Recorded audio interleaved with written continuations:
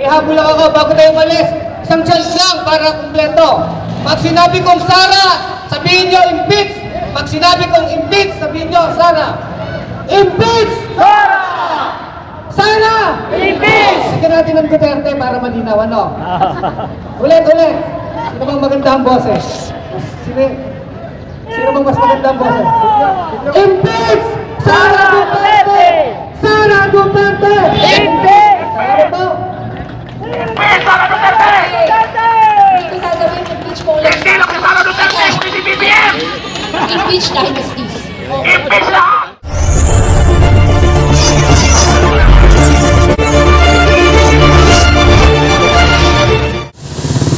Bakit kaya ang daming bus dito?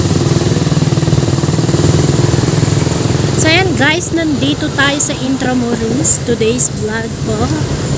Tingnan natin kung anong ganap dito. Ang dami kasing mga bus. Bus night. Ano kaya to? Ito na ba yung magra-rally? Kasi January 25 na yun guys. Ano ba yung mga policeman?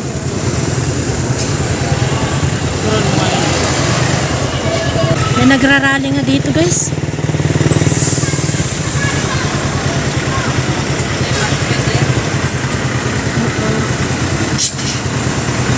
Ano to?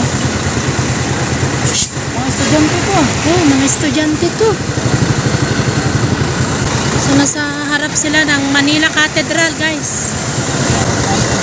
Pero La Vera Educational Tours man nakalagay. Integrated Campus. Paparaking lang tayo guys, hanapin natin yan. 325. Maraming mga pulis dito guys. At saka nakikita natin yung mga Team Trillanes. Nagsasalita si Franz Castro. Napakahalaga na hinahamon na naman ang taong bayan, ang mamamayan, na magkaisa para sa pananagutan. Para,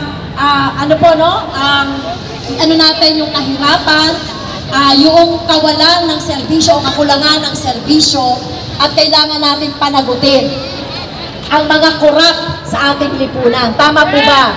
Tayo po ay magkaisa. Ngayon po ay nakita natin sa mga complainants ng impeachment. Medyo tumatagal. Isang buwan na. Tama ba? Isang buwan na hindi pa rin kumikilos ang impeachment process.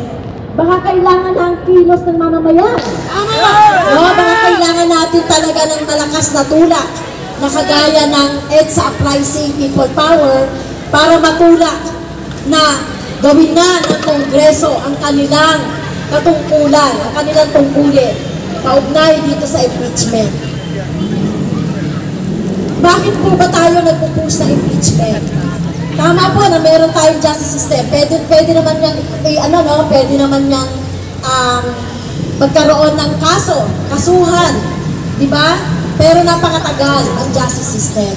Kailangan natin talaga ng people power, ng EDSA Uprising para talaga matanggal ang korap sa ating bansa o sa ating lipunan. So magkaisa po tayo, gawin po natin inspirasyon, ang people power, ang EDSA Uprising para po matanggal ang korap. Katulad ng ginawa natin, no? Doon sa EDSA People Power. Yun po, muli, maraming salamat po sa ating pagkakaisa. Magkikita pa tayo, di ba? Magkikita pa tayo, katulad na sinabi ni Father Bo, sa January 31. May Friday, may pagkilos ng kabataan sa January 27. At isunod talaga natin ang tunay na pagbabago sa ating lipunan. At nagsisimula yon sa ating lahat. Maraming salamat po.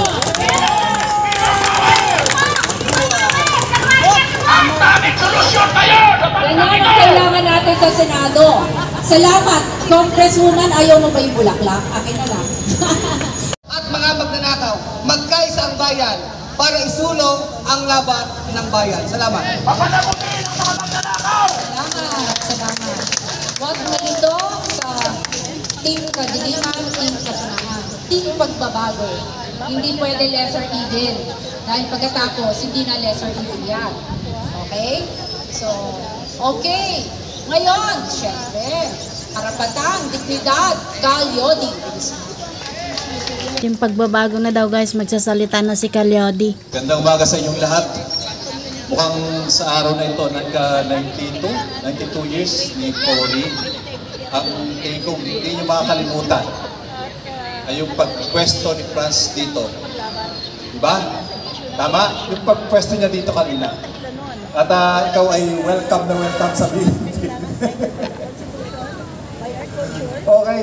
Ang aking hangad ay yung ika-92 years ni Cory ay yung magkaroon na talaga ng katuparan yung pangarap ng mga manggagawa noon pa na dapat ay kilalanin, dakilain yung mga manggagawa bilang siyang puwersa ng pagbabago, siyang puwersa ng development, siyang puwersa ng produksyon ng ating lipunan. Na hanggang sa ngayon, yan ay hindi pa nare-realize. Kaya dapat magkaroon talaga ng totoong people power, tunay na people power. Tapusin yung people power na sinimulan ni Cory. At sa pagkibakang yun, dapat mawala na talaga yung nagpapahirap sa mga manggagawa natin. Yung sistema kontraktualisasyon. Dapat nang mawala yan. Payag ba kayo doon?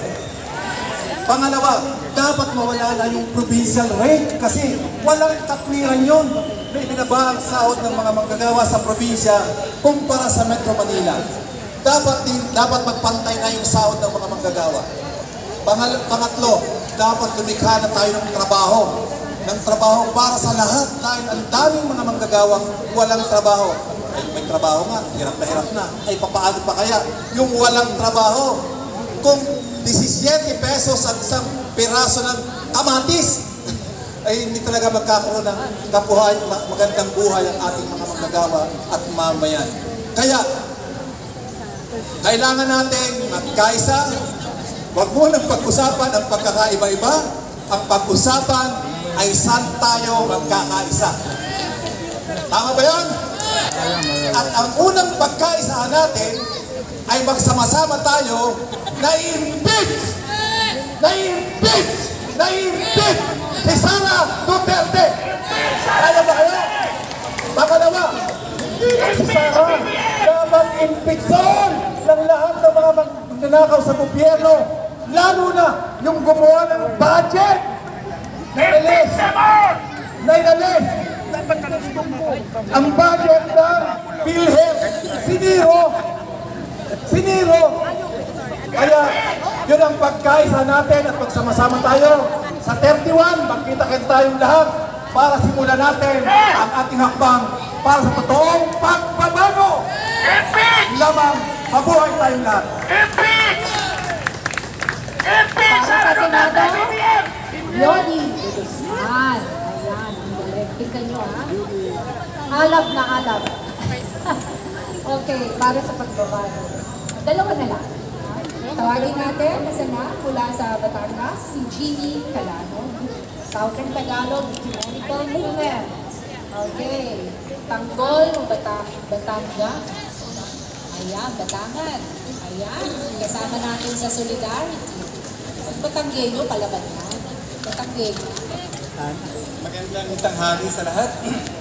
Ako po si Jeannie Calano na sa FA sa mga kilala sa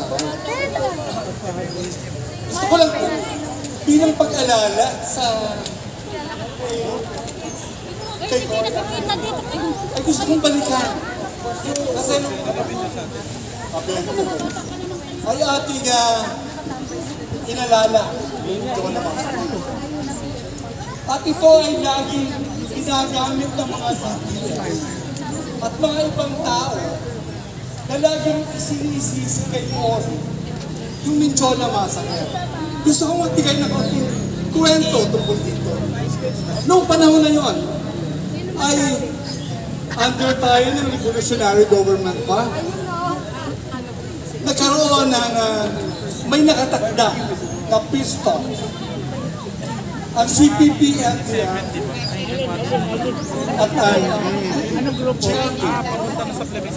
at isa at inansong na hindi buhay pa kayo. Bawat dito sa pistol na ito ay ang parusahan ng mga umabusong militar ng panahon ng martial law. Isa pa rito, karagdagan, ay ang lupa, walang lupa. Yung genuine na agrarian reform na hindi nagkakaroon ng katuparan hanggang sa ngayon. Hanggang sa dumating, nagpasa ng batas na ang mga dayuhang namumuhunan ay maaaring gumamit ng ating lupain sa loob ng 10 at 9 taon. Ito ba yung tinatawag natin mga dapat? Hindi ako eh. Hindi namin kung babalik ako doon sa pwesto na wala doon sa Mindiola Massacre. Dahil may mga politiko na malapit sa mga militar ay kanilang hindi sila papayag na ipamigay ang mga lupain nila sa mga magsasaka. At ayaw nila, hindi rin sila papayag ng kanilang mga kaibigang militar na nagpagka-abuso nung panahon ng martial law ay maparusahan. Ano ang kanilang ginawa? Pinalabas nila na mga NPA yung kasama ng mga magsasaka at kanilang pinaputukan at ilan ang napatay. Ito ay taliwa sa sinasabi na ito ay utos ni Cory Aquino. Alam mo? Okay. Ayoko nga ako naman ay ako'y pangkaraniwan lamang na aktivista. Pangkaraniwan na matandang aktivista. Senior citizen na aktivista. Doon sa amin sa Southern Tagalog, 99% ng mga aktivista ay kabataan. Pag meron kami mga pagkilos, ay litaw na litaw si Macario Sakay dahil senior citizen. Bibigyan natin ang liwanag. Ito ay pagpapahalaga. Ang aking sinabi ay pagbibigay linaw na hindi si Cory Aquino ang dahilan ng Mindiola Massacre. Magandang tanghali po sa inyong lahat. Kasaysayan. Salamat ha, bro.